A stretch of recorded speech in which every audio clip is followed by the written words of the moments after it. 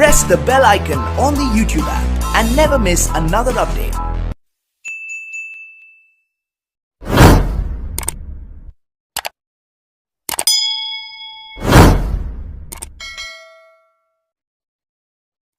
बसवण्णा दक्षिण भारताचा बुद्ध बसव आंबेडकर ही कमी अधिक प्रमाणात एकाच तत्वाची तीन मुखे आहेत. या तिघांमध्ये धार्मिक चिंतनाच्या दृष्टीने बसवण्णा हे आंबेडकरांपेक्षा बुद्धाच्या अधिक जवळचे वाटतात. काळाच्या दृष्टीने या दोघांमध्ये सुमारे 1500 वर्षाचे अंतर आहे. भौगोलिकदृष्ट्या एक उत्तर भारत, दुसरा दक्षिण भारत असे प्रादेशिक वेगळेपणही आहे. त्यांच्यात स्थलकालाच्या दृष्टीने एकमेकांशी काही संबंध नाही.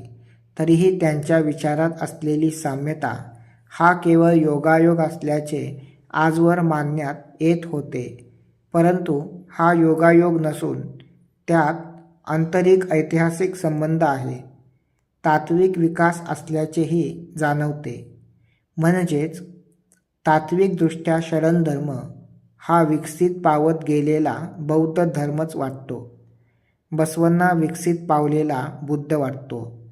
भारतभूमीवर आजवर वैदिक स्मारके विराजित असली तरी त्यांच्या मुळाशी बौद्ध धर्माचे अवशेषच सापडतात.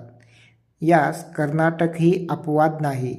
कारण इथे अशोकपूर्व काळापासून पहिल्या शतकापर्यंत बौद्ध हीनयान प्राचीन पंथ परंपरेच्या खुणा दिसून येतात. पहिल्या शतकापासून 7व्या शतकापर्यंत बनवासी, बादामी, चंद्रवल्ली, मस्की, सन्नती या ठिकाणी महायान नवीन पंथाची, त्यानंतर 7व्या शतकापासून 13व्या शतकापर्यंत डंबळ, कोळीवाड, बळेगावी, कदरी या ठिकाणी वज्रयानाचे अवशेष सापडतात. त्यांच्यापासून शेवटी अस्तित्वात आलेला बौद्ध वज्रयान हा नाथपंथ म्हणून विकसित झाल्याचा अभिप्राय अनेक विद्वानांनी व्यक्त केला आहे. बौद्धांची अवलोकेश्वर मंजुश्री दैवते ही नाथशैवांचे लोकेश्वर मंजुनाथ म्हणून विकसित पावल्याची उदाहरणे आहेत. नाथपंथाच्या चरपटनाथ शतक आणि गोरक्ष सिद्धांत संग्रहामध्ये बौद्ध धर्माची छाया उठून दिसते.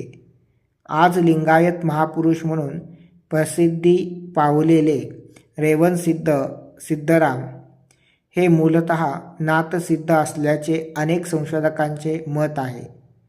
गोरक्षनाथांचे गुरु मत्स्येंद्रनाथ हे अल्लमप्रभूंचे गुरु अनिमिष असल्याचा तर्क अनेकांनी केला आहे. अल्लमप्रभू मूलतः नाथसिद्ध असल्याचे सांगितले जाते. ब्राह्मण्याचा त्याग करून बसवण्णा वास्तव्यास राहिलेले कुडल संगम हे मूलतः नाथ संप्रदायाचे केंद्र असल्याचे संशोधक सांगत आहेत. अल्लम अक्कमहादेवी यांनी चिरविश्रांती घेतलेले कदई वन हे नाथ संप्रदायाचे केंद्र असल्याचा तर्क दृढ होत आहे. 15व्या शतकातील 101 विरक्त हे नाथपंथीय असल्याचे संशोधन अलीकडच्या काळात पुढे येत आहे.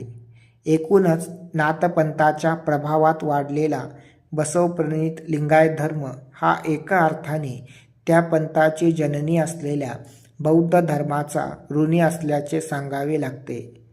बसवण्णांच्या जननकाळी कर्नाटकात अत्यंत प्रसिद्धी पावलेल्या नाथपंथाची गुरुतत्व, निष्कळ द्वैत तत्व आणि सत्संग तत्व ही मुख्य लक्षणे होती.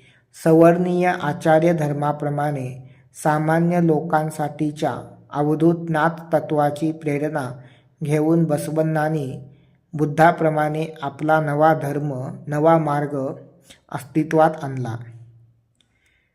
शिवपथ जाणण्या पाहिजे, गुरुपथ आदी हा बसवण्णांचा विचार नाथपंथाच्या गुरुतत्वाचा पथदर्शक वाटतो. शून्य संपादने ग्रंथात सिद्धराम लिंगदीक्षा ऐवजी सिद्धराम गुरु करुणे हा पद उपयोजण्यात आले आहे. नाथ संप्रदायाचे निष्कळ शिवतत्वच बाह्यस्थलाचे प्रतीक म्हणून बसवण्णांच्या ठायी इष्टलिंग तत्व होऊन आविष्कृत व विकसित झाले.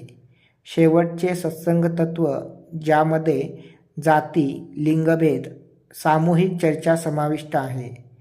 जाती लिंगभेद निरसन करणाऱ्या शरणांचे जंगम तत्व आणि सामूहिक चर्चेचे केंद्र अनुभव मंडप परिकल्पना याचीच आठवण करून देते.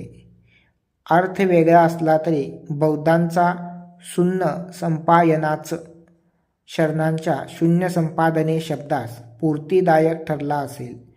अशा प्रकारे बसवण्णांच्या गुरुलिंग जंगम तत्वाचा संबंध नाथ संप्रदायापुरता सीमित नसून बौद्ध धर्मातील बुद्ध धम्म संघ यांच्यापर्यंत व्यापलेला दिसतो. लिंगायतातील गुरुलिंग जंगम यांची बौद्ध धर्मातील बुद्ध धम्म संघ यांच्याशी साम्यतेच्या पातळीवर तुलना करता येते. गुरु हा बोधक म्हणजेच मार्गदर्शक असल्याने त्यांचे बुद्धाशी लिंग हे परब्रह्म शिवाचे निष्कल रूप असल्याने धम्माशी समुच्चयार्थ उपयोजलेला जंगम हा संघाशी जोडता येतो. बौद्ध धर्मात बौद्ध धम्म संघ यांना असलेले स्थान लिंगायतामध्ये गुरुलिंग जंगम यांना आहे. हे नंदीमठ यांचे मत या प्रसंगी ध्यानात घेण्यासारखे आहे. बौद्ध धर्मात गाथा लिहिलेल्या थेरींप्रमाणे नाथ संप्रदायात बाणी लिहिलेल्या योगिनी आढळतात. त्याचप्रमाणे शरण परंपरेत वचने लिहिलेल्या वचनकर्तींची संख्या अधिक प्रमाणात असल्याचे आपण पाहतो. बौद्ध त्यानंतर नाथ संप्रदाय यांचे आणखी एक मुख्य लक्षण म्हणजे जनभाषा माध्यम. शरण चळवळीच्या प्रसंगी कर्नाटकातील धार्मिक क्षेत्र हे संस्कृत भाषेने, साहित्य क्षेत्र हे कन्नड भाषेने प्रभावित झाले होते.